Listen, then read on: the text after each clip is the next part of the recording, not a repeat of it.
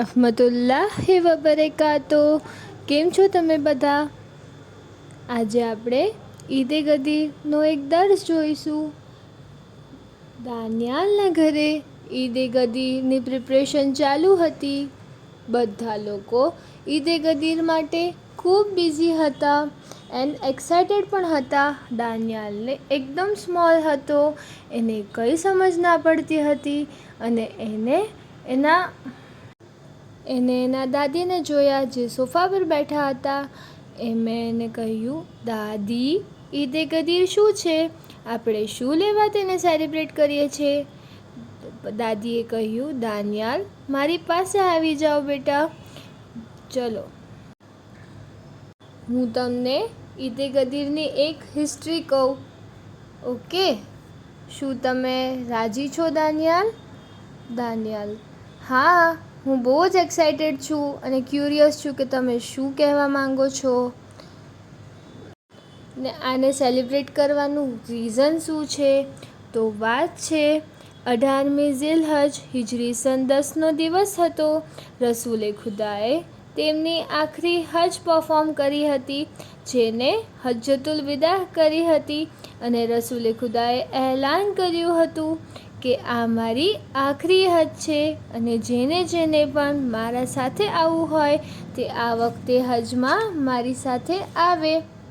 જગ્યાના મુસલમાનો ગામોગામથી, શહેરોથી, મુલ્કોથી લોકો ભેગા થયા હતા, જેથી તેઓ રસૂલે ખુદા સાથે મુલાકાત કરી શકે અને રસૂલ એક વખત હજ માટે બહુ લોકો જમા થયા હતા। જ્યારે હજ મુકમ્મલ થઈ ગઈ ત્યારે રસૂલે ખુદાએ એલાન કર્યું, કોઈ પણ મક્કાનો રહેવાસી મક્કામાં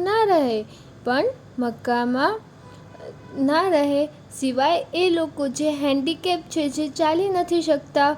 પછી બધા લોકો રસૂલે ખુદાને ખુદા હાફિઝ કહેવા બહાર આવે છે અને એ લોકો પણ બહાર આવે છે જે હજ કરીને મક્કાની બહાર। પછી બધા લોકો ગદીર ખુમ નામની જગ્યાએ મળે છે।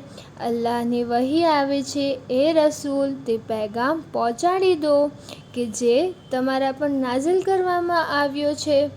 હવે રસૂલે ખુદા બધા લોકોને ભેગા જગ્યા ઉપર ઊભા રાખે છે। જે લોકો આગળ વધી ગયા હતા તે લોકોને પાછા બોલાવાય છે અને જે લોકો પાછળ રહી ગયા હતા તે લોકોની રાહ જોવાય છે। 1,24,000 લોકો ભેગા થઈ ગયા, એટલે કે 1.25 લાખ લોકો ભેગા થઈ ગયા। રસૂલે ખુદાએ હુક્મ આપ્યો કે ઊઠો ને ઊંટોના પાલનોથી મિંબર બનાવવામાં આવે, પછી એટલે કે સેટલ। પછી રસૂલે ખુદાએ ખુતબો આપે છે। એ બહુ જ મોટો, વસી અને બલીગ ખુતબો હોય છે અને રસૂલે ખુદા ઇમ્પોર્ટન્ટ મેસેજ આપવા માંગતા હતા। આટલી તડકતી ધૂપ, એકદમ વીરાન જગ્યા અને જ્યાં કોઈ પણ સાયો પણ ના હતો, બધા લોકો સાંભળતા હતા અને આ વાત બહુ જ ઇમ્પોર્ટન્ટ હતી, બિકોઝ નબુવત ખત્મ થવાની હતી અને ઇમામત શરૂ થવાની હતી। પછી રસૂલે ખુદાએ હઝરત અલીના હાથ બલંદ કર્યો અને પછી કહ્યું, મન કુન્તુ મૌલા ફહાઝા અલીયુન મૌલા, જેનો હું મૌલા છું તેના અલી અલૈહિસ્સલામ પણ મૌલા છે। પછી બધા લોકોએ ઇમામનો તારુફ કરાવ્યો અને રસૂલે ખુદાએ વસિયત કરી હતી, તમે આ દિવસે ઈદ મનાવજો અને આ રીઝન છે જેથી આપણે આ દિવસે ઈદ મનાવીએ છીએ। દાનિયાલ, અરે વાહ દાદી, હિસ્ટ્રી સાંભળવાની તો મને ખૂબ મજા આવી, જઝાકલ્લાહ। દાદી, બેટા, હવે આપણે આ દિવસે શું વસ્તુ કરવાની છે તે આપણે જોઈએ।